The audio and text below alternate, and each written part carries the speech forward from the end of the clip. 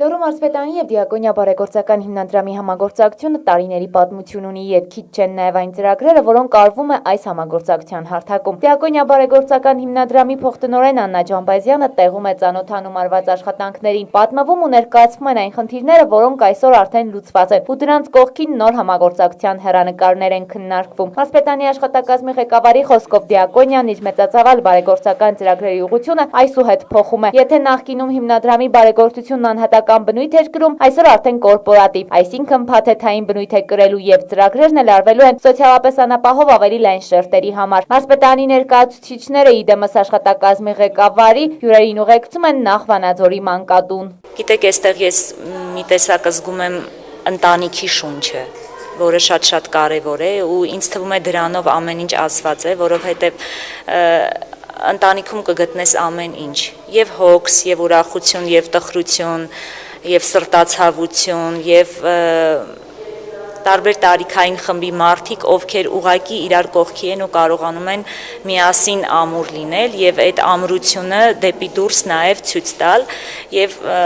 այս մարզում ես այդ ամեն ինչը զգում եմ, մեր բոլոր աշխատակիցներն են զգում, մեր հովանավորներն են զգում, մարդիկ, որոնք պատրաստ են այսքան տարածության մեջ օգնել նույնիսկ մարդկանց, որոնք իրենց ազգից էլ չեն, դուք դա պետք է պատկերացնեք, որ այստեղ գործ չունենք այնպիսի մի երևույթի հետ, որ հայն է օգնում հային, այլ լրիվ օտար մարդիկ օգնում են օտար մարդկանց ու հենց ձեր ասած այդ ջերմությունը, այս մթնոլորտը, որ հենց այս մարզում կա ու կարող եմ ասել, որ Հայաստանի շատ մարզերում կապված երեխաների հետ այդ մթնոլորտն էլ փոխանցվում է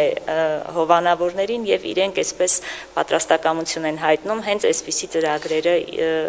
ֆինանսավորելու հարցերում։ Անկողնային պարագաներ, հարմարավետ խաղասենյակ, երեխաների ճիշտ խնամքը կազմակերպելու համար լվացքատուն ու լվացքի մեքենաներ, վերանորոգված դահլիճ ու սենյակներ։ Դիակոնիայի կողմից այստեղ մշտապես տրամադրվում են նաև սննդի փաթեթներ, մարզական պարագաներ, խաղալիքներ եւ այլն։ Մանկատունն այսօր ապահովված է անհրաժեշտ բոլոր պարագաներով։ Իդեմս հենց Դիակոնիա բարեգործական հիմնադրամի։ Մանկատունը հետագայում վերակազմակերպվելու է, մենք մանկատան արվող ծրագրերը դիտարկում ենք նաև առաջիկա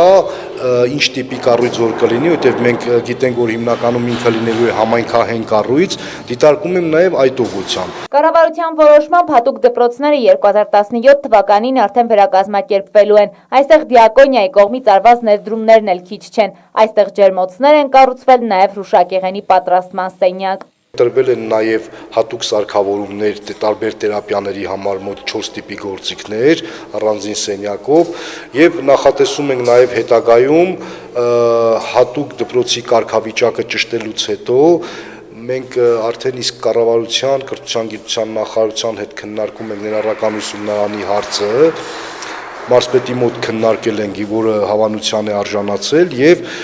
որպեսզի այսքան կատարված ծրագրերը, ինչպես ասում են, չկորցնեն իրենց դերն ու նշանակությունը, մենք ամեն ինչ անելու ենք, որպեսզի լինի մարզում առաջին ներառական ուսումնարանը, որը եւ կօգնի սովորող երեխաներին նաեւ իրենց պրակտիկան կազմակերպել այդտեղ։ Հյուրերը շրջեցին, ծանոթացան ստեղծված պայմաններին ու նաև շփվեցին այստեղ սովորող երեխաների հետ։ Ասունակացությունը շատ եմ սիրում։ Այսի ժամանակ քննարկվեցին նաև հետագա համագործակցության ուղիները։ Անահիտ Կարապետյան, Հանդետ Պապանյան, Մոլորակ։